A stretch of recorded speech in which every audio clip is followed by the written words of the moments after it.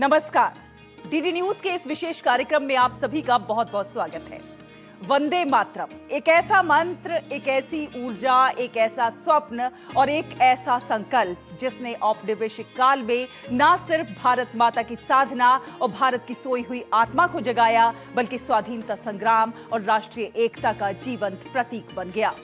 औपनिवेशिक शासन के विरोध में रचे गए इस गीत ने उत्तर से लेकर दक्षिण तक और पूरब से लेकर पश्चिम तक पूरे भारत को एकता के सूत्र में पिरो दिया।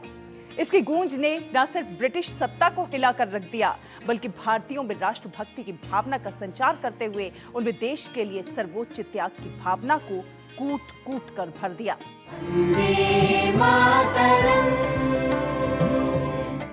वंदे मातरम ऋषि बंकिम चंद्र चटर्जी द्वारा रचित एक ऐसा राष्ट्रगीत है जो कि भारत के स्वतंत्रता संग्राम का मुख्य प्रेरणा स्रोत बनने के साथ ही स्वाधीनता की लड़ाई में हर आंदोलन का उद्घोष बना।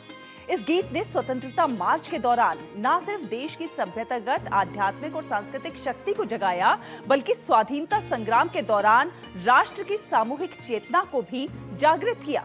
वंदे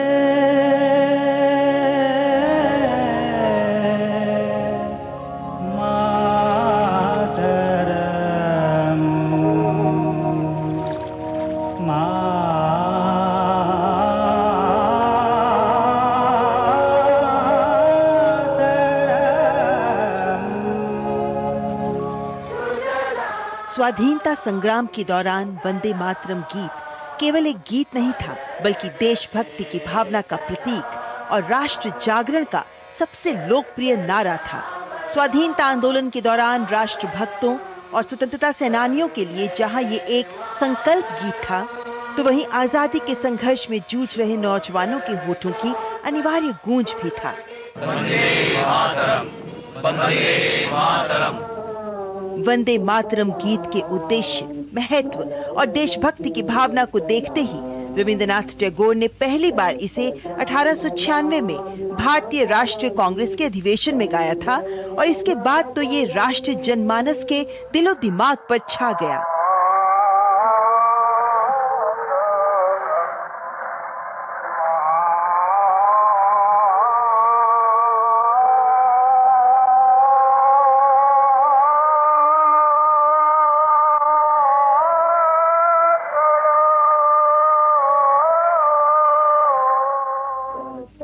वंदे मातरम गीत की ताकत देखने को मिली 1905 में, जब ब्रिटिश सरकार ने बंगाल को विभाजित करने का कुटिल निर्णय लिया।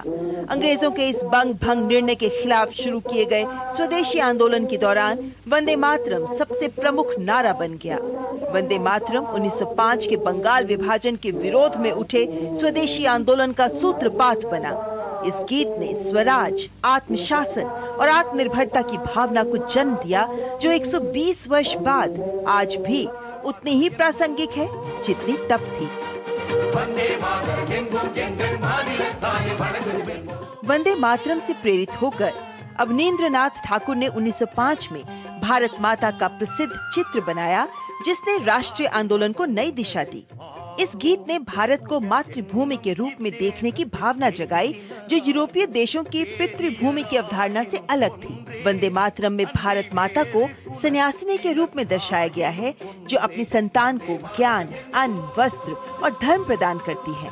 भारत माता का ये चित्रण और वंदे मातरम दोनों मिलकर स्वदेश को भारत की राजनैतिक, सांस्कृतिक और सभ्यगत पहचान के रूप में स्थापित करते हैं।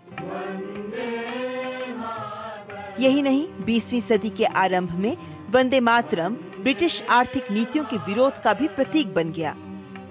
अरबिंदो घोष, लाला लाजपत राय और बाल गंगाधर तिलक जैसे नेताओं ने वंदे मातरम को एक जन घोष के रूप में इस्तेमाल करने का आह्वान किया, जिसे हर भारतीय ने सराखों पर लिया। दरअसल यूरोपीय देशों की संकीर्ण और बहिष्कारवादी राष्ट्रवाद के विपरीत भारत का राष्ट्रवाद समावेशी और सभ्यतागत है, और वंदे मातरम इसी भारत की अवधारणा को अभिव्यक्त करता है, जहां विविधता में एकता और आध्यात्मिक एकता दोनों निहित हैं। इसीलिए श्री अरबिंदो ने वंदे मातरम को भारत के उत्थान का मंत्र कहा। उन्होंने इस गीत की अपनी धुन भी बनाई, ताकि ये भारत के लिए एक शक्तिशाली और प्रेरणादायी मंत्र बन सके। अंग्रेजों की तमाम कोशिशों के बावजूद वंदे मातरम ने स्वतंत्रता संग्राम में न सिर्फ स्वदेशी की भावना को जगाया, बल्कि पूरे राष्ट्र को एकता के सूत्र में बांध दिया।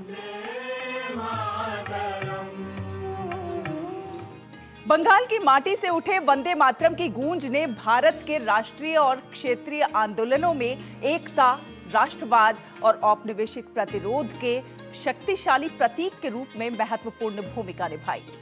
ब्रिटिश अत्याचार और दमन के बावजूद इस गीत ने भारत की विरासत और सभ्यतागत गौरव की एक ऐसी अलख जगाई कि पूरब से पश्चिम और उत्तर से दक्षिण तक वंदे मातरम हर भारतीय का संकल्प बन गया।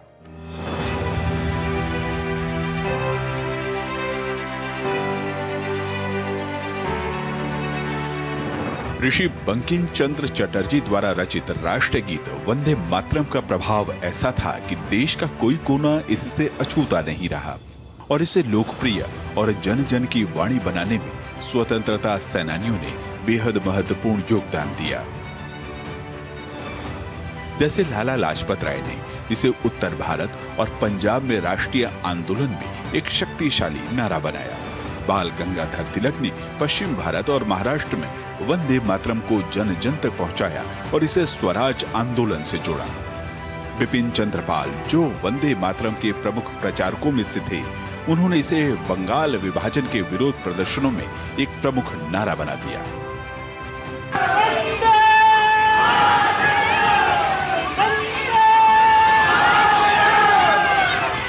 एक और महापुरुष थे, महान राष्ट्रवादी और महाकवि सुब्रमण्यम भारती, जिन्होंने तमिलनाडु और केरल जैसे राज्यों में वंदे मातरम को स्वाधीनता आंदोलन के दौरान औपनिवेशिक विरोध का प्रतीक बना दिया। सुब्रमण्यम भारती ने अपनी कविताओं के माध्यम से लोगों को स्वतंत्रता आंदोलन में शामिल होने और देश की स्वतंत्रता के लिए सक्रिय रूप से काम करने के लिए प्रेरित किया। सुब्रमण्य भारती ने वंदे मातरम को एक मंत्र के रूप में स्वीकार किया। उन्होंने वंदे मातरम का तमिल भाषा में अनुवाद किया। इसके अलावा वंदे मातरम नाम से अन्य कविताएं भी लिखी। राष्ट्रकवि सुब्रमण्यम भारती ने गीत के जरिए लोगों को एकजुट किया, भाषाई बाधाओं को दूर किया और वंदे मातरम को राष्ट्रीय एकता और स्वतंत्रता के शक्तिशाली नारे में बदल दिया, जिससे हर भारतीय में राष्ट्रीय भक्ति की भावना जगी और यह औपनिवेशिक सत्ता के खिलाफ दक्षिण भारत में एक मुखर आवाज बन गया। राष्ट्रकवि भारती ने इंडिया और स्वदेश मित्रन जैसे अपने अखबारों में वंदे मातरम गीत को प्रकाशित किया और इसका व्यापक रूप से प्रसार किया। अपनी कविताओं वंदे मातरम 1 और वंदे मातरम 2 के जरिए उन्होंने इस गीत के माध्यम से लोगों से आपसी मतभेद भुलाकर एकजुट होने और स्वतंत्रता के लिए संघर्ष करने का आह्वान किया। सुब्रमण्य भारती ने उत्तर और दक्षिण भारत के बीच भाषाई और सांस्कृतिक एकता के सेतु के रूप में काम किया और वंदे मातरम को दक्षिण में लोकप्रिय बनाने का काम किया। औपनिवेशिक शासन के खिलाफ उनके क्रांतिकारी लेखन और वंदे मातरम के प्रसार से बौखलाकर ब्रिटिश सरकार ने उनके अखबारों पर प्रतिबंध लगा दिया। उन्हें पौंडीचेरी से निर्वासित होना पड़ा। हालांकि अंग्रेजों की इन दमनकारी गतिविधियों से उनकी लोकप्रियता और ज्यादा बढ़ी। सुब्रमण्य भारती की राष्ट्रभक्ति से ओतप्रोत कई तमिल गीतों में वंदे मातरम के प्रति श्रद्धा साफ झलकती है। भारती ने भारत का ध्वज गीत भी लिखा था, जिस पर वंदे मातरम लिखा हुआ था। महाकवि सुब्रमण्य भारती ने अपनी कलम और पत्रकारिता के जरिए वंदे मातरम को दक्षिण भारत में रहने वाले भारतीयों के दिलों में उतारा, जिससे यह ब्रिटिश सत्ता के विरोध में भारतीय स्वतंत्रता संग्राम का एक शक्तिशाली प्रतीक बन गया। वंदे मातरम वह मजबूत कड़ी है जो इस महान राष्ट्र और इसकी समस्त संतान को एक सूत्र में बांधता है। चाहे दक्षिण हो, पश्चिम हो या उत्तर हो, पूरब से उठी चिंगारी ने हर भारतीय के भीतर राष्ट्रवादी चेतना को प्रज्वलित किया। वंदे मातरम ने जीवन के हर क्षेत्र के लोगों को स्वतंत्रता आंदोलन से जुड़ने के लिए प्रेरित किया और स्वतंत्रता के बाद राष्ट्र निर्माण के महायज्ञ के लिए भी प्रेरणा दी। वंदे मातरम से प्रेरित होकर मां भारती की संतानों ने अपनी मातृभूमि के लिए अपना जीवन समर्पित कर दिया। आज 150 वर्षों बाद भी वंदे मातरम उतना ही प्रभावशाली है, उतना ही काव्यात्मक है और उतना ही प्रेरणादायी है जितना यह स्वतंत्रता आंदोलन के दिनों में था। वंदे मातरम स्वाधीनता संग्राम के दौरान भारतीय क्रांतिकारियों के लिए राष्ट्रवाद, प्रेरणा और एकजुटता का अमर मंत्र था, जिसने उन्हें ब्रिटिश हुकूमत के खिलाफ संघर्ष करने, बलिदान देने और देश की स्वतंत्रता के लिए प्रेरित किया। इस गीत को गाते हुए क्रांतिकारियों ने फांसी के फंदे को चूमा और अंग्रेजों के दमन का सामना किया।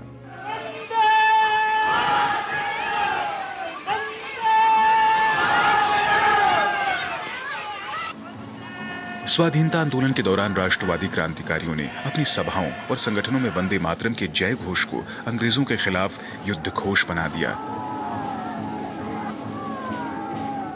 क्रांतिकारी वंदे मातरम का नारा लगाते हुए जेल गए, विरोध प्रदर्शन किए और अंग्रेजों का सामना किया, जिससे यह स्वतंत्रता आंदोलन का प्राण बन गया। फांसी के तख्ते से लेकर गुप्त बैठकों तक यह नारा क्रांतिकारियों के होंठों पर रहता था।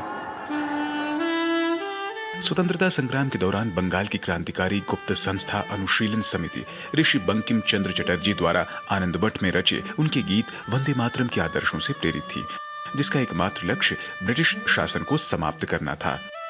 प्रमथनाथ मित्र और सतीश चंद्र बसु द्वारा 1902 में स्थापित अनुशीलन समिति के सदस्यों के बीच वंदे मातरम का विशेष स्थान था। इसके प्रशिक्षण शिविरों की शुरुआत और समाप्ति वंदे मातरम के साथ ही होती थी।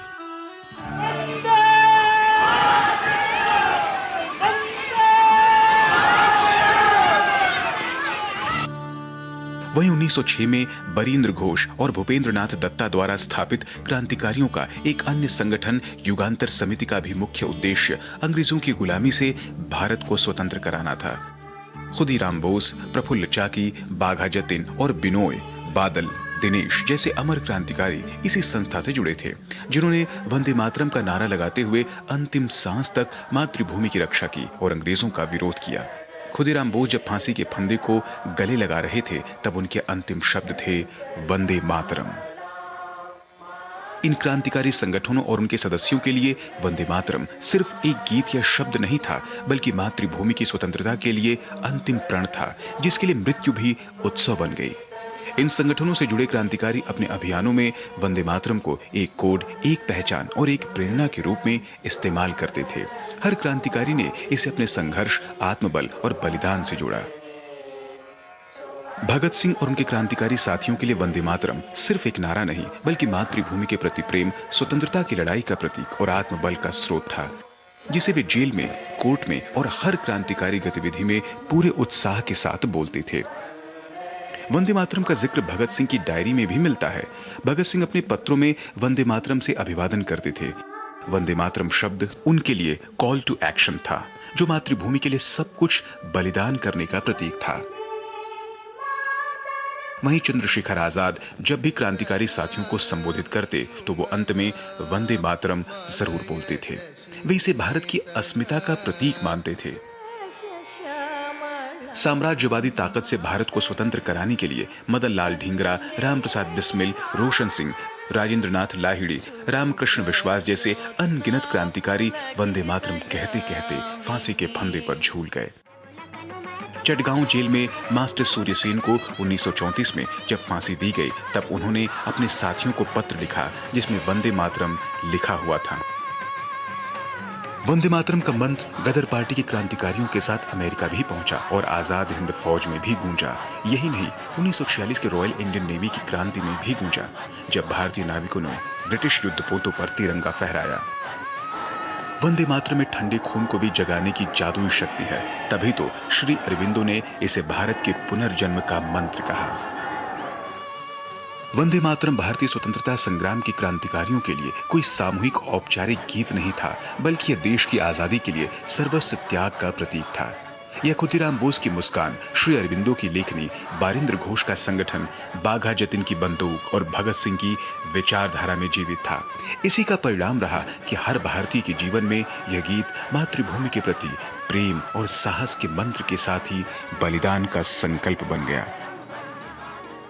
स्वाधीनता आंदोलन के दौरान अनेक राष्ट्रभक्त महिलाओं ने वंदे मातरम का जयकार करते हुए अपने प्राणों की आहुति तक दे दी। तो वहीं असंख्य महिलाओं ने सिर्फ वंदे मातरम गाने पर औपनिवेशिक शासन की तमाम निर्मम बर्बरता को भी झेला, लेकिन दिलों में स्वाधीनता और राष्ट्रभक्ति की भावना से भरी महिलाओं की साहस और निडरता को औपनिवेशिक शासन डिगा न सका और उन्होंने वंदे मातरम को पूरे राष्ट्र में फैला दिया।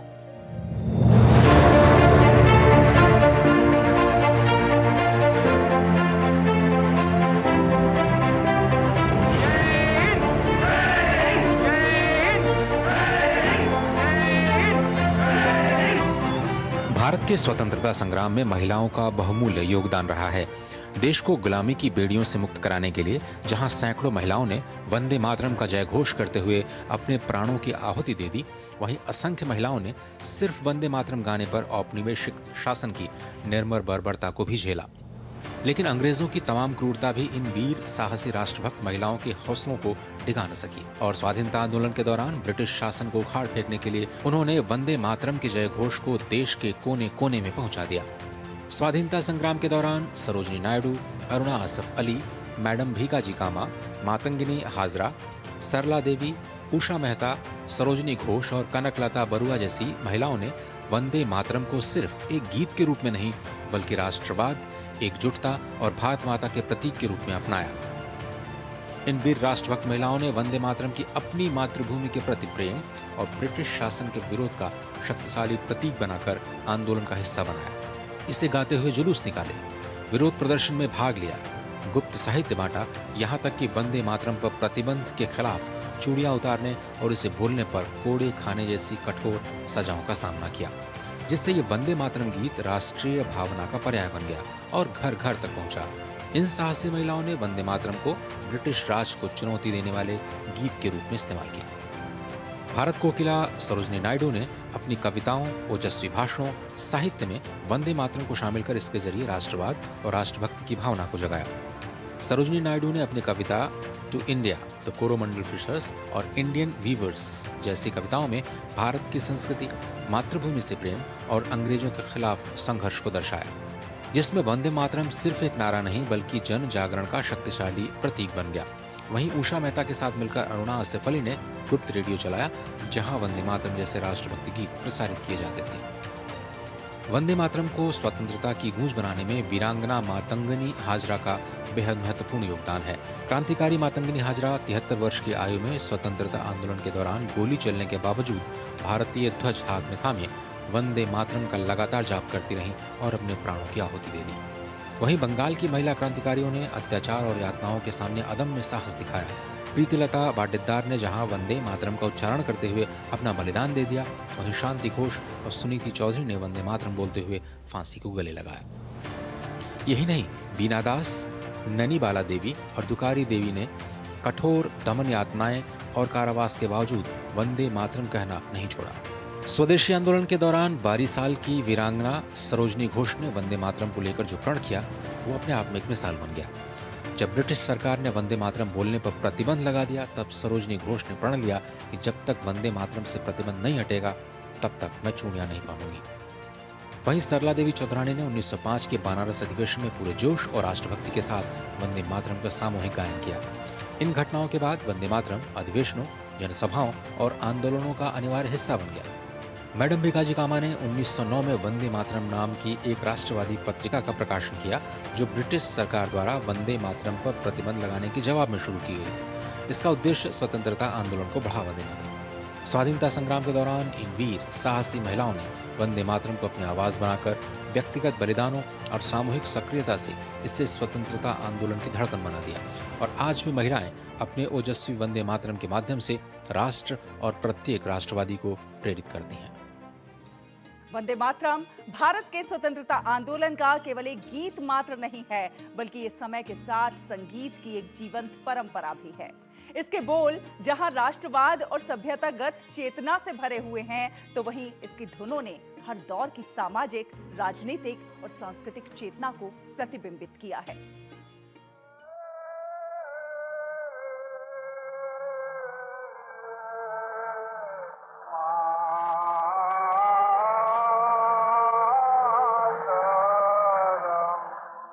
वंदे मातरम की संगीत यात्रा 1896 में शुरू हुई, जब गुरुदेव रविंद्रनाथ टैगोर ने इसे पहली बार भारतीय राष्ट्रीय कांग्रेस के अधिवेशन में गाया।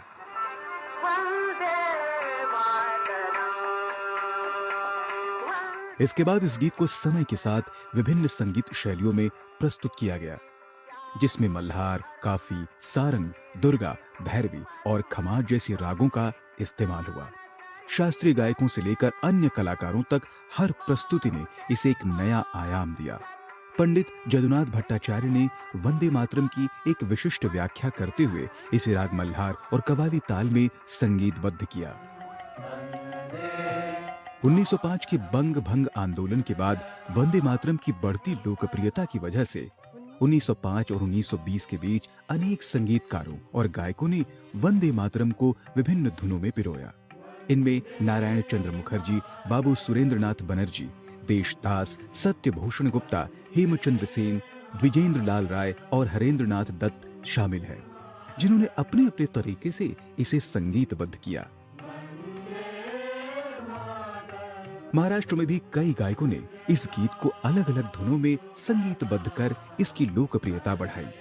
मुंबई में समल रंबोआ शेजवाल ने 1910 में राग कालिंगड़ा में वंदे मातरम को रिकॉर्ड किया।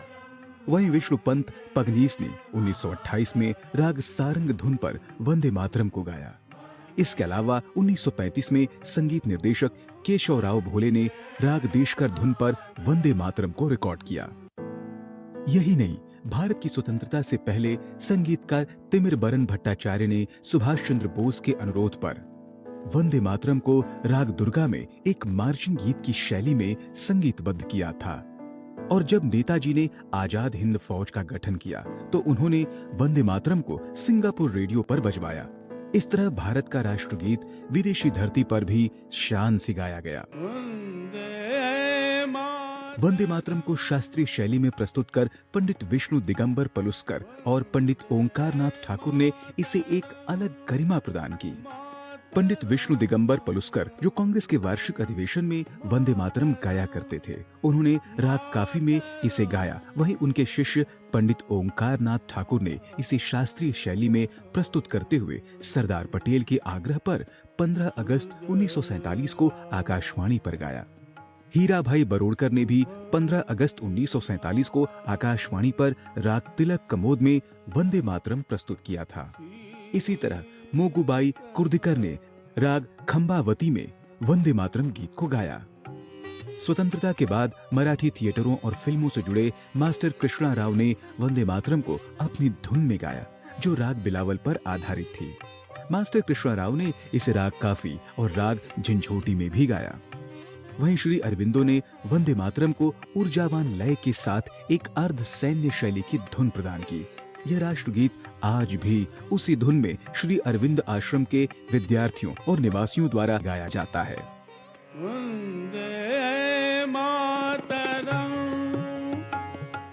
स्वतंत्रता के बाद कई प्रसिद्ध शास्त्रीय गायकों ने वंदे मातरम को अपने अपने ढंग से प्रस्तुत किया।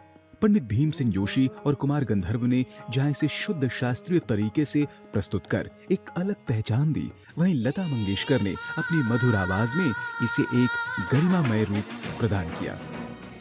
महान गायिका MS सुब्बुलक्ष्मी ने महाकवि सुब्रमण्यम भारती द्वारा तमिल में अनुवादित राष्ट्रगीत को राग देश, राग हंस ध्वनि और राग मल्हार में प्रस्तुत किया।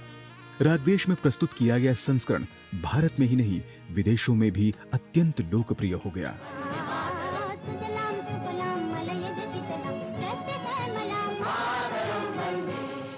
सिनेमा ने जहां इसे और अधिक कर्णप्रिय और लोकप्रिय बनाया, वहीं आधुनिक युग में वंदे मातरम का संगीत पूरी तरह डिजिटल मंचों पर फैल गया। बड़े बड़े ऑर्केस्ट्रा, सिम्फनी स्टाइल अरेंजमेंट और बहुभाषी कोरस मंत्र वंदे मातरम का गायन लोकप्रियता की हर सीमा को लांघ गया।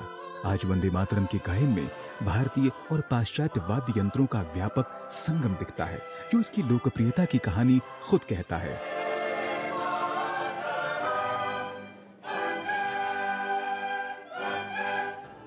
वंदे मातरम की चिरस्थायी और शाश्वत चेतना इस बात में झलकती है कि किस सहजता से इसे डिजिटल प्रस्तुति के लिए अपनाया गया है, जहां 19वीं सदी के गीतात्मक शब्द 21वीं शताब्दी की तकनीक के साथ अद्भुत सामंजस्य स्थापित करते हुए नई पीढ़ियों को प्रेरित कर रहे हैं।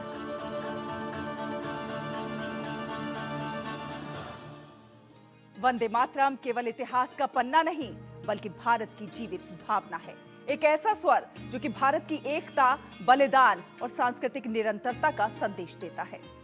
राष्ट्रगीत वंदे मातरम से जुड़े इस कार्यक्रम में फिलहाल इतना ही। देश और दुनिया की ताजा खबरों को जानने के लिए आप देखते रहिए डीडी न्यूज।